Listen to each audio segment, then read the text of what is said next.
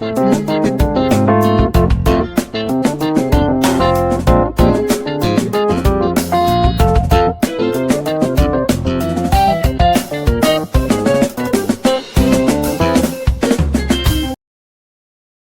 everyone, you are welcome to Anchor Network where you get reliable and authentic news that are so crucial to you. I say big thank you to everyone who has been part of this channel and who has taken time to subscribe. And if you are yet to subscribe, I say please click the red subscribe button and also the bell icon. The bell icon will allow you to get notified anytime we publish any news. Igbo governors share travel plans. The governors of the southeastern states are currently reluctant to travel abroad following the threat by members of the indigenous people of Biafra to attack them and other Igbo politicians whenever they are sighted outside the country. Findings have also shown that the Southeast governors are very unlikely to make any trip abroad at the moment until the issue with IPOB is resolved. Sources said the Southeast governors were afraid that what will happen to Ekweremadu might happen to them if they traveled abroad. Investigations by our correspondent into the position of Southeast senators on the matter also revealed that the federal lawmakers had divergent views on the threat but confirmed that no Igbo governor was prepared to travel outside the country at the moment. While some lawmakers believe that the governors should dare the Igbo agitators and travel to any part of the world without fear of being assaulted, others warn them to tread with caution. One of the lawmakers who spoke with one of our correspondents on the condition of anonymity said the governors drew the anger of the Biafran agitators when they supported the proscription of the IPOB. He said it should be clear to our governors now that the essence of the military Operation Python Dance in the southeast then was to carry out an ulterior motive which has been defeated. The governors should initiate dialogue with the leadership of IPOB in the interest of peace. The IPOB had last Saturday attacked a former Deputy Senate President, Senator Ike Ekweremadu, in apparent obedience to an order by the leader of the secessionist group, Nnamdi Kanu, that its members in 100 countries across the world should attack the governors of Ebonyi, Enugu, Abia, and Anambra states if they were seen abroad.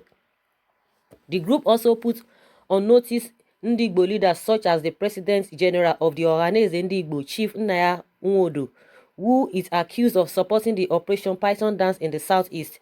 Ekweremadu was subsequently attacked in Nuremberg, Germany, where he had gone to celebrate the New Yam Festival in video clip, which went viral on the internet.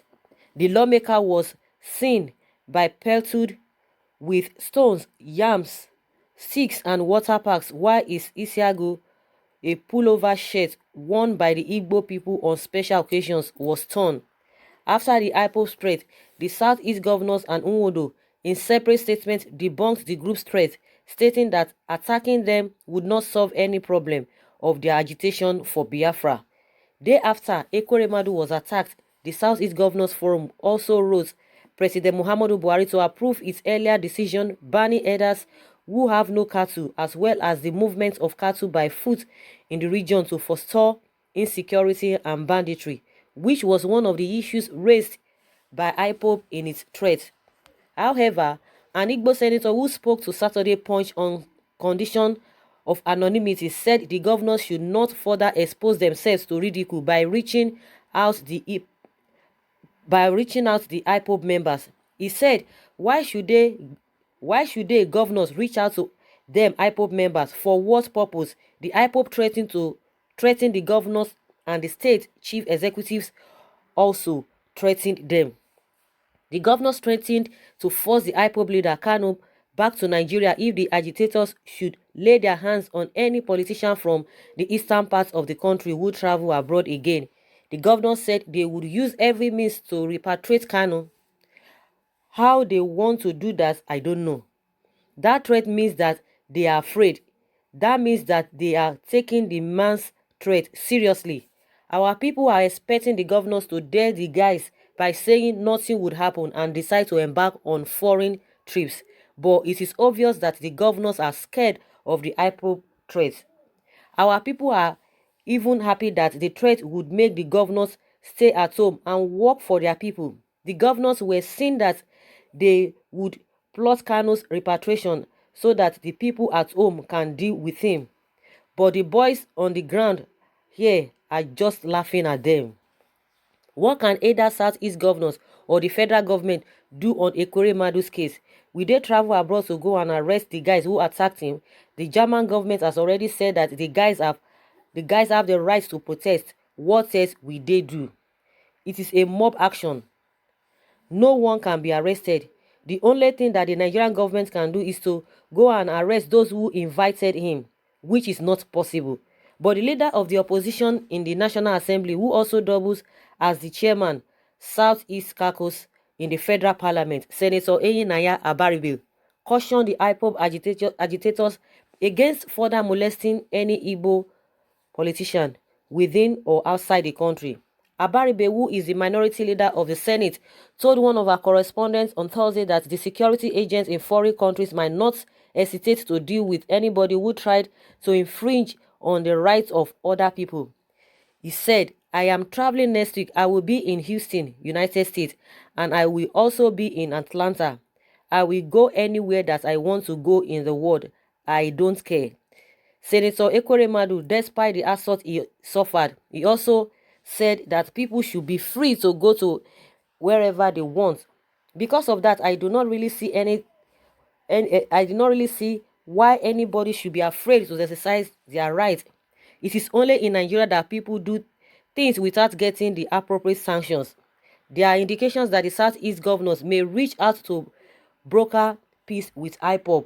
Also, it was gathered that the Southeast governor's letter to President Buhari about 4 days after the incident in Germany showed the governors were under pressure to win back the hearts of the people. There's still a window for negotiation. Southeast governors. The chairman of the Southeast Governors Forum, David Umahi, who is also the governor of Ebonyi State, has said there is enough window for negotiations because governors of the region are open and available for peace. Speaking to one of our correspondents through his chief press secretary, Ima Uzo, Umahi said governors of the region had in the past shown solidarity with the IPOB leader, saying they were still very willing to sit down with him, Kanu, again over this current issue. He said the Operation Python dance, which Kanu is alleging that the governors brought to the zone, was beyond the governors themselves. They rallied around him and advised him then, even though he didn't take their advice, but rather accused them of bringing the military into the zone. Kanu lied against the governors over the Operation Python dance in the zone. Then, the armed forces are under the supervision and instruction of the president, not the governors. There is still enough window for negotiations, and the Southeast governors are open and available for peace. Nnamdi Kanu is our son. Nobody will dare to kill him because he is an Igbo man. Although we disagree to agree, there must always a meeting point. Wow. Wow. This is interesting. Someone will say, why is it that he always says everything is good? Of course, everything is good. If it is not good for you, it is good for other people, but generally it is good. Then we'll not try to explain why that statement. That aside, guys, you've heard it all from all the analysis, from all the reading, from all everybody who has contributed and all of that. In my own opinion, the best thing, the best is that you as a leader, whether you are a governor, whether you are a minister, whether you are a president, people trusted you. That was why they voted for you, and they believe that you can do better, that you can channel their cause in the right way, in a proper way. But on getting there, you do things differently. This is not the first time. These are not the first governors that will be, behaving that way. That they will get there, they will disappoint people because you are there not for yourself, not for your friends. Because the money, we are paying you heavily. And that is why the whole thing is so annoying. We are paying you heavily and you are doing nothing. Like I always say, in the scale of 1 to 10, where can people put you? How can people rate you? That is what we are talking about. Even if you are doing some things, where can people really place you? What is your score mark? That is why even when you score, when you have done something up to 2, in the scale of 10, people will see it as as if you have not done anything. They see it as failure. But coming to their stand now, because initially they try to threaten, they try to do this and that and that. If you do the things that your people want, there wouldn't be any need for all this back and forth. There wouldn't be need for all this. Okay, we want to negotiate, we want to dialogue for for discussion. Because in the first place, what brought this agitation? Because people feel that, okay, they are being marginalized, and more so, you guys are not challenging their cause. Let there be referendum. Those are the things. If really they saw you guys, okay, they said they wanted to leave, they wanted a separation from the Nigerian system, then what you would have done is to, okay, channel that cause of a referendum. They will know that you have tried your best. If that's been on the debate year and day in, day out, on the floor of the Senate, your people would have known, because they said there's nothing like a referendum in the constitution, but you would have pushed for that. If you had pushed for that, all these things wouldn't have escalated to the extent of a, since they felt that you cannot help them, that you are just there for yourself. They are trying to say, okay, we want to loud it, we want to make noise about it. And that's what was why you are seeing that there was that protest. They were moving from places to places. You could see the crowd that was following Nnamdi Kanu. If you had done the needful, because you felt, forget them, when they are tired, they will rest. That's the language, and that is what most of these politicians, leaders, it's cut across body, not only in the southwest, southeast. I mean, it's all over, the place in Nigeria. That is how politicians behave. They will say, don't mind them. After how many days, they will be tired.